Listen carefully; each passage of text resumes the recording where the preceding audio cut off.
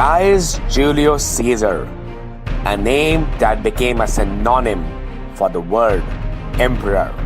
A fame which lasted for centuries, inspiring numerous military commanders in time to come. One of the greatest, or perhaps the greatest military commander in the history of the world, the legendary Gaius Julius Caesar. Julius Caesar was part of the first triumvirate and unofficially ruled over Rome along with Crassus and Pompey. Crassus was the richest persona in Rome, and Pompey was the empire's most celebrated military commander.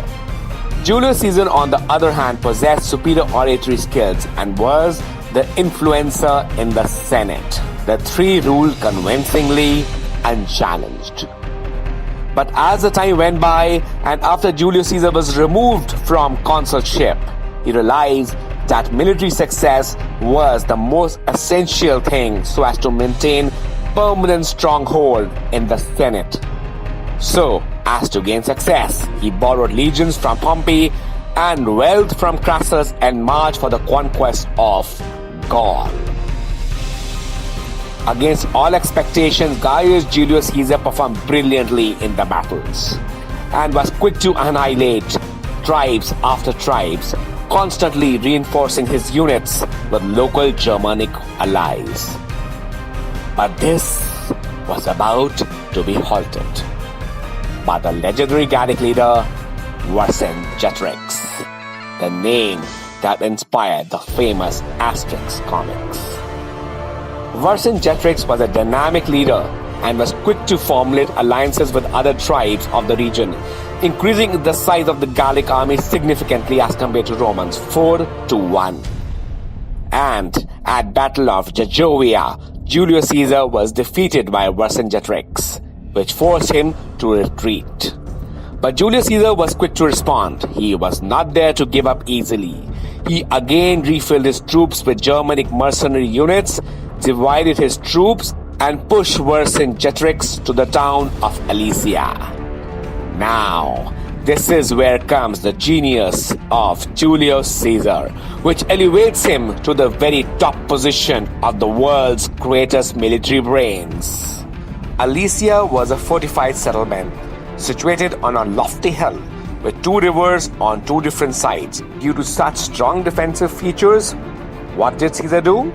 He did the unthinkable, which elevated him to the level of one of the world's greatest military brains of all times.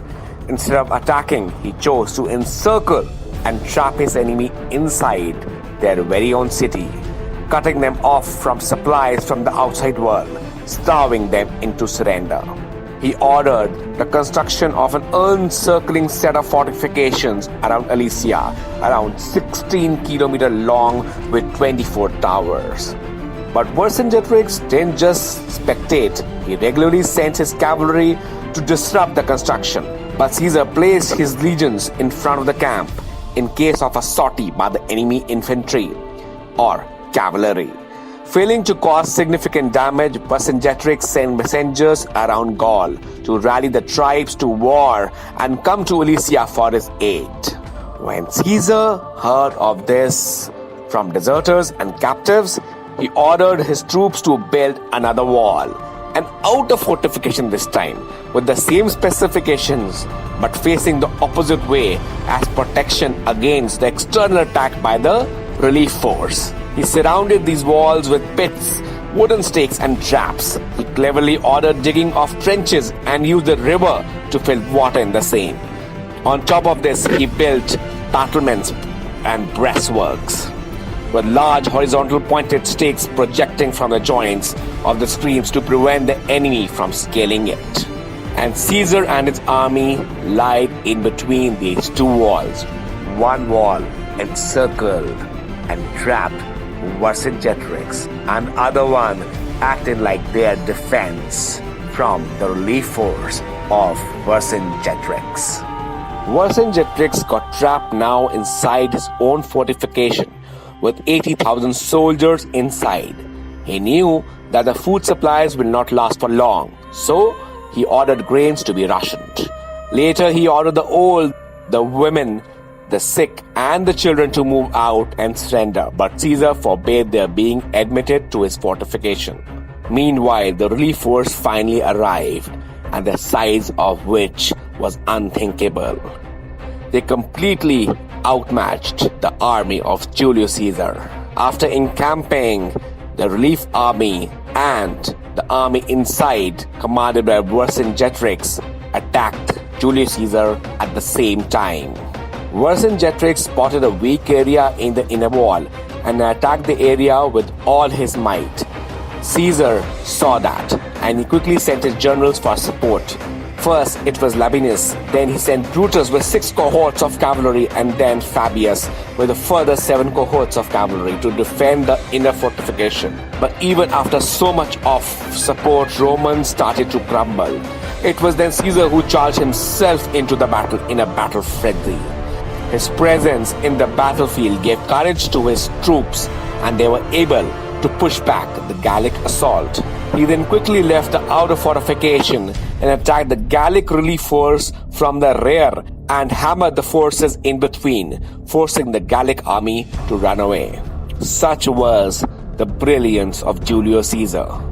Without these walls, the combined forces of Vercingetorix and the relief force would have easily annihilated Julius Caesar. But it was his sheer brilliance and sheer tactical knowledge and tactical mind that helped him to hold his lines and subsequently defeating the Gallic army.